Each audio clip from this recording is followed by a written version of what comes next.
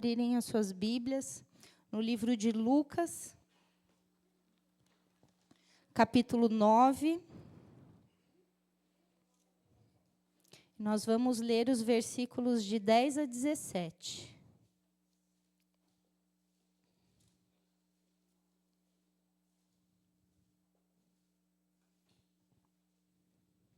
Amém? Os apóstolos voltaram e contaram a Jesus tudo o que haviam feito. Então ele os levou consigo e foram sozinhos para o povoado de Betsaida. Mas as multidões souberam disso e o seguiram. E Jesus os recebeu, falou a respeito do reino de Deus e curou os que precisavam ser curados. Estava anoitecendo, e por isso os 12 apóstolos foram e disseram a Jesus: mande essa gente embora, eles podem ir aos povoados e sítios que ficam por perto daqui, e lá encontrarão o que comer e onde ficar, pois este lugar é deserto. Mas Jesus respondeu: deem vocês mesmos comida a eles. Os discípulos disseram: só temos 5 pães e 2 peixes. O Senhor quer que a gente vá comprar comida para toda essa multidão? Estavam ali mais ou menos 5.000 homens. Jesus ordenou aos seus discípulos: mandem o povo sentar-se em grupo de mais ou menos 50 pessoas. Os discípulos obedeceram e mandaram que todos se sentassem. Aí Jesus pegou os 5 pães e os 2 peixes, olhou para o céu e deu graças a Deus por eles. Depois partiu os pães e os peixes e os entregou aos discípulos, para que eles distribuíssem ao povo. Todos comeram e ficaram satisfeitos. E os discípulos ainda encheram 12 cestos com os pedaços que sobraram. Nessa passagem bíblica, nós vemos que Jesus estava ali acompanhado dos apóstolos, os discípulos, que foram pessoas chamadas por Jesus para serem usadas como instrumentos no cumprimento da missão de Deus aqui na terra. Foram pessoas chamadas por Jesus, pessoas empoderadas por Jesus, eles receberam poder e autoridade, né? E receberam os recursos necessários para o cumprimento desse chamado. Lá em Lucas 9, de 1 a 3, diz que Jesus chamou os 12 discípulos e lhes deu poder e autoridade para expulsar todos os demônios e curar doenças. Então os enviou para anunciarem o reino de Deus e curarem os doentes. Ele disse: nessa viagem não levem nada, nem bengala para se apoiar, nem sacola, nem comida, nem dinheiro, nem mesmo uma túnica a mais. Entre os discípulos, nós vemos pessoas simples, né? Pessoas que, para o contexto daquela época, eram pessoas simples. Porque Deus, ele não está interessado em pessoas que sejam, aqui no plano terreno, pessoas reconhecidas, cheias de habilidades e de recursos. Ele é quem habilita e é Ele quem concede os recursos necessários para que a gente cumpra, né, o chamado dele para as nossas vidas, né? Então, ali, eles estavam caminhando, Jesus e os 12 discípulos, numa cidade chamada Betsaida, cidade onde habitavam pessoas incrédulas, pessoas interesseiras, que viram Jesus e quiseram se aproximar dele para reter aquilo que eles poderiam, né? Mas lá em Lucas 10, 13 a 14, nós vamos ver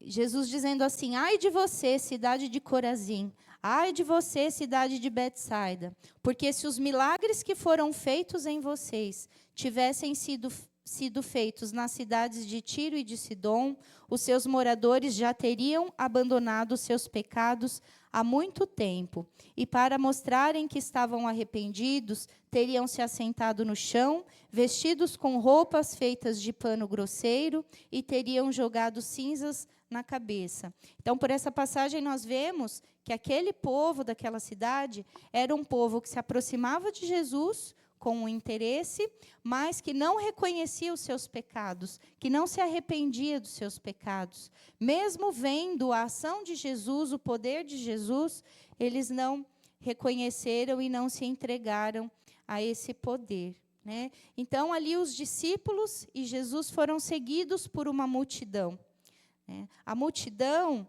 ela tinha ali diversas necessidades, né? Nós fomos criados, a Bíblia diz, corpo, alma e espírito. E aquela multidão trazia necessidades nessas 3 esferas: necessidades materiais, físicas, necessidades emocionais, relacionais, né, espirituais. Então, a população, ela trazia todas essas necessidades, né?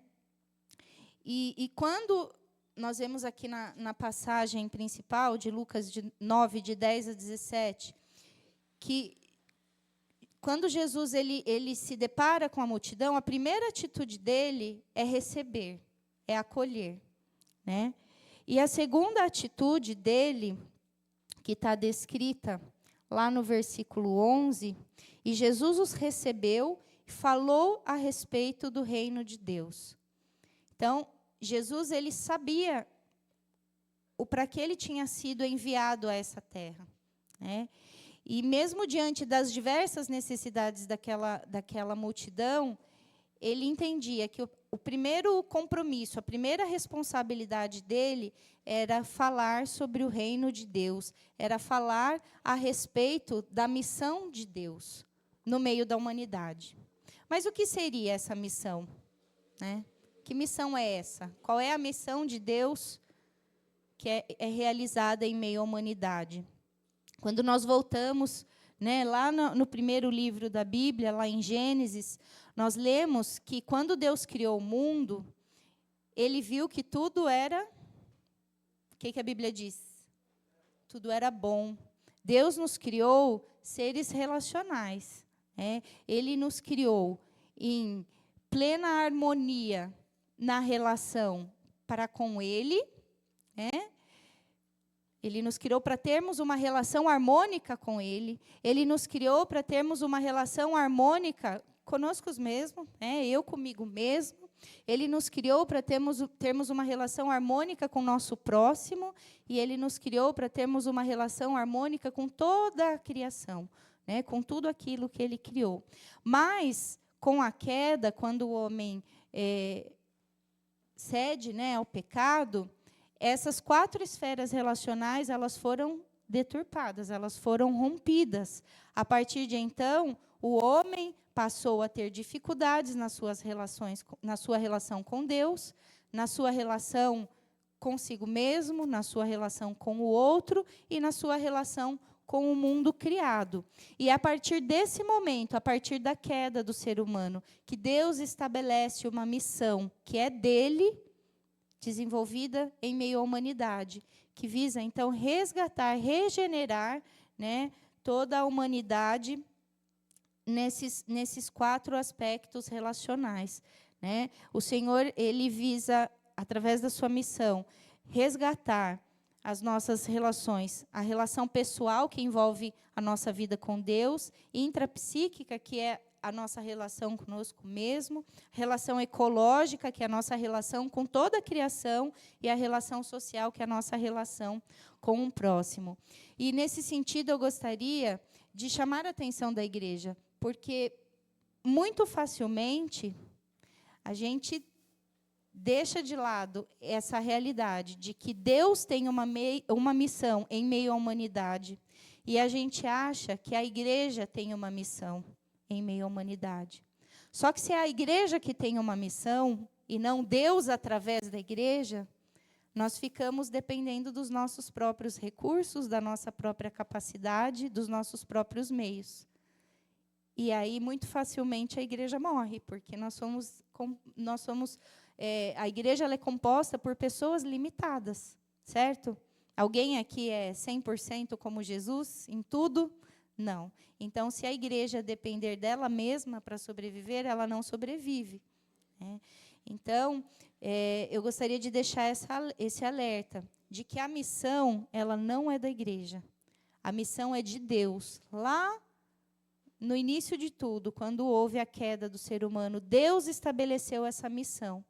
E ele passou a desenvolvê-la através de Cristo, e hoje essa missão continua sendo desenvolvida através de cada um de nós, que nos colocamos à disposição do Senhor. Mas retomando o texto, enquanto Jesus estava ali ministrando à multidão, então o primeiro ato dele foi comunicar a respeito da missão de Deus em meio à humanidade, comunicar o desejo que Deus tinha de restaurar, aquele povo e de redimir. No versículo 12, vou ler aqui novamente. Já estava anoitecendo, então os apóstolos disseram: mande essa gente embora. Eles podem ir aos povoados e sítios que ficam por perto daqui e lá encontrarão o que comer. Ali fica evidente que os discípulos eles não tinham plena ciência do que era a missão de Deus e do quanto eles haviam recebido de Deus para cumprirem essa missão. Eles se deparam com uma necessidade física, uma necessidade material da multidão, e eles então despedem a multidão. Olha, Jesus, é melhor... Eles despedem não, eles propõem a Jesus que Jesus despeça a multidão. É melhor que a gente mande esse povo embora, porque é muita gente, daqui a pouco está todo mundo com fome, a noite já está aí caindo e não há onde repousar. Eles ignoraram o poder de Deus. O Deus da missão é o Deus que tem absolutamente todo o poder, todos os recursos na mão dele. E não dependia daquilo que os discípulos estavam vendo. Dependia dele. Mas Jesus não. Jesus ele tinha total ciência de quem era Deus Pai, de qual era a missão de Deus Pai na terra e do quanto ele havia recebido por poder de Deus para desenvolver essa missão na terra. E Jesus também já havia lá atrás, como eu li ali nos primeiros versículos do capítulo 9, Jesus já havia chamado os discípulos e lhes dado poder, autoridade para expulsar demônios, curar doenças, e também já tinha alertado, vocês não devem levar, no cumprimento dessa missão, comida, roupa a mais, sapato a mais. Porque o que Jesus estava querendo dizer? A missão não é de vocês, a missão é de Deus. E os recursos também virão de Deus, não dependerão de vocês. Mas os apóstolos estavam ali ainda um pouco perdidos e sem entender toda essa verdade. E ali nos versículos 13 a 17, Jesus diz aos discípulos que eles deveriam, então, dar de comer à multidão. E aí, então, os discípulos apresentam aquilo que estava disponível. O que eles tinham ali disponível? 5 pães e 2 peixes. E naquele momento, Jesus ensina como é que os apóstolos, os discípulos, deveriam fazer no cumprimento da missão de Deus, quando eles se deparassem com uma necessidade. Jesus pega o que estava disponível, que era 5 pães e 2 peixinhos, e ele eleva aos céus, e numa postura de gratidão, ele agradece a Deus, Ele reconhece que aquilo tinha vindo das mãos do Senhor. E através dessa postura de Jesus, uma postura de gratidão, de contentamento diante daquilo que estava disponível, houve uma multiplicação, houve o milagre, então, da multiplicação daquele alimento, e toda a multidão foi alimentada.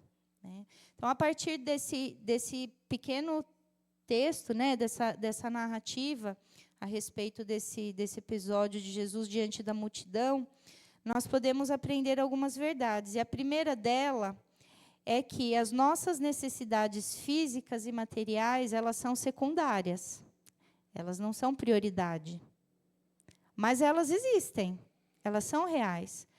E o reino de Deus, a missão de Deus, também engloba as nossas necessidades físicas e materiais. Lá na passagem da tentação de Jesus no deserto, quando Satanás oferece para Jesus o alimento, o que é que Jesus responde? Pode falar alto. Nem só de pão. Então, quando Jesus diz nem só de pão, ele não está excluindo o pão. Ele não está dizendo, ignore, então, as necessidades materiais, as necessidades físicas. Ele está incluindo o pão, incluindo as nossas necessidades físicas e materiais. Mas ele está dizendo que não deve ser a nossa prioridade. A nossa primeira necessidade não é de suprimentos das questões imediatas, das questões terrenas, né? A nossa primeira necessidade é de termos restabelecido a nossa comunhão com o Senhor, com Deus, de recebermos perdão e de acessarmos, né, o amor do Senhor através de Cristo Jesus. E foi por isso que Jesus, a primeira reação dele diante da multidão foi falar a respeito do reino de Deus. E num segundo momento ele curou os que precisavam ser curados e mais adiante ele concedeu o alimento, né, que era uma necessidade ali naquele momento. Nós vivemos um tempo em que há uma ênfase muito grande quanto à satisfação das nossas necessidades imediatas. Nós vivemos numa sociedade que nos impõe isso, nos ensina, nos estimula a buscarmos a satisfação imediata, prazeres imediatos, crescimento econômico, né, um status de poder perante a sociedade. E esses ideais, eles acabam se tornando o centro da nossa vida, né? E prova disso é que o que é que ocupa grande parte do nosso tempo? É o trabalho. Se a gente parar para colocar na ponta do lápis, a maior parte do nosso tempo ela é dedicada ao trabalho.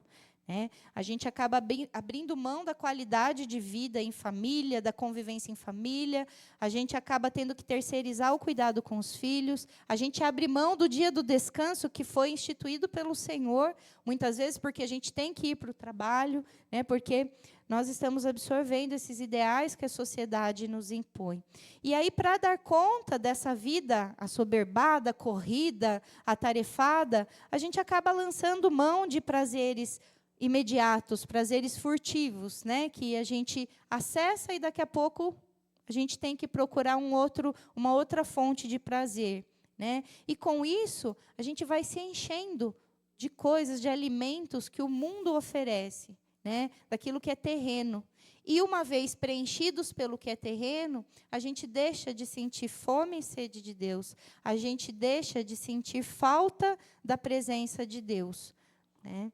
E ali a multidão, quando buscou a Jesus, num primeiro momento, ela buscou a Jesus por conta do interesse imediato, né? Tinha ali alguém que talvez precisasse ser curado, né? Não tinha em mente, num primeiro momento, a necessidade de arrependimento dos seus pecados e de entrega ao Senhor. Tanto é que lá na frente Jesus faz essa advertência, né? Vocês não me procuraram pela transformação de vida que eu posso provocar, né, na situação de vocês. Vocês me procuraram pelo interesse, né, do alimento, pelo interesse do que é imediato, né? Então, quando nós nos enchemos do que é terreno, mundano, nós esquecemos que a alegria do Senhor é a nossa força, como está descrito lá em Neemias, né? Nós não vamos obter força nos recursos terrenos, nós não vamos obter forças tendo outro ser humano do lado para nos apoiar. A nossa força, ela vem do Senhor, né? A alegria do Senhor é a nossa força. E lá em Lucas 21, 34, o Senhor nos adverte, dizendo assim: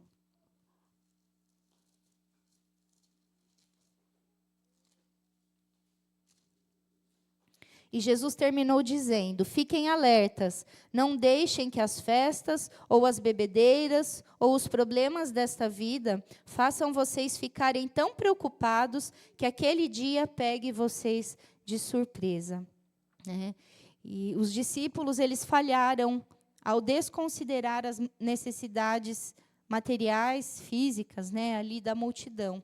Mas Jesus não, ele nos ensinou, né, ali que as nossas necessidades materiais, físicas, imediatas, também estão contempladas na missão de Deus em nosso meio, né, em meio à humanidade. Mas também nós aprendemos que nós não devemos cair aí num segundo erro, né? Que é o erro de buscar Jesus, porque nós sabemos que Ele pode atender nossas necessidades imediatas, e esquecer, né, que existe algo que vai muito além disso, né? A nossa transformação de vida, o perdão dos nossos pecados, né? Jesus, ele tinha ciência, então, da missão de Deus e do que cabia a ele, né, para cumprir a missão de Deus na terra.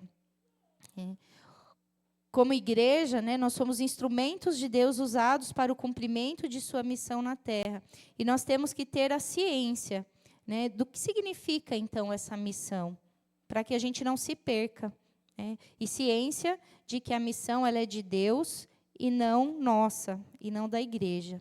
E sendo a missão de Deus, nos cabe, então, buscar nele todo e qualquer recurso necessário para o cumprimento dessa missão, que foi o que Jesus fez. Ele não tomou ali na mão os 5 pães e os 2 peixinhos e colocou diante de Deus, reclamando: ai, Deus, tem uma multidão enorme aqui diante de mim, essa multidão está com fome, eu não sei o que eu faço. Ah, Deus, dá o recurso necessário. A gente não se coloca diante de Deus assim? Quando nós temos necessidades, ou quando nós vemos no outro uma necessidade, a gente já vai logo queixando, reclamando, né? Ai, Deus, tem misericórdia, atende, dá. Não, Jesus ali ele nos ensinou o seguinte, que nós temos que ter uma postura de contentamento, uma postura de gratidão. Ele tomou o que estava disponível, ele levou aos céus, ele agradeceu, né? E nessa postura de fé e de reconhecimento de que ele estava ali cumprindo a missão que era de Deus, então Deus daria os recursos necessários para o cumprimento dessa missão. E mantendo essa postura de fé, Deus multiplicou, né, e houve esse milagre que alimentou todo o povo. É muito fácil nós nos perdermos, né, na relação com o Senhor. Nós ignorarmos a totalidade da missão de Deus nas nossas vidas, né, e buscarmos nele apenas a satisfação do imediato, do que é terreno, né? Nós devemos compreender qual é a missão de Deus em meio à humanidade e entender que nós fomos chamados para atuar nessa missão. E uma vez chamados, nós somos capacitados, empoderados, munidos dos recursos necessários para o cumprimento dessa missão. Que o Espírito Santo do Senhor nos ajude a viver com os olhos no Senhor, né? Para que assim nós possamos cumprir o nosso papel dentro dessa missão, que é dele e não nossa. Amém?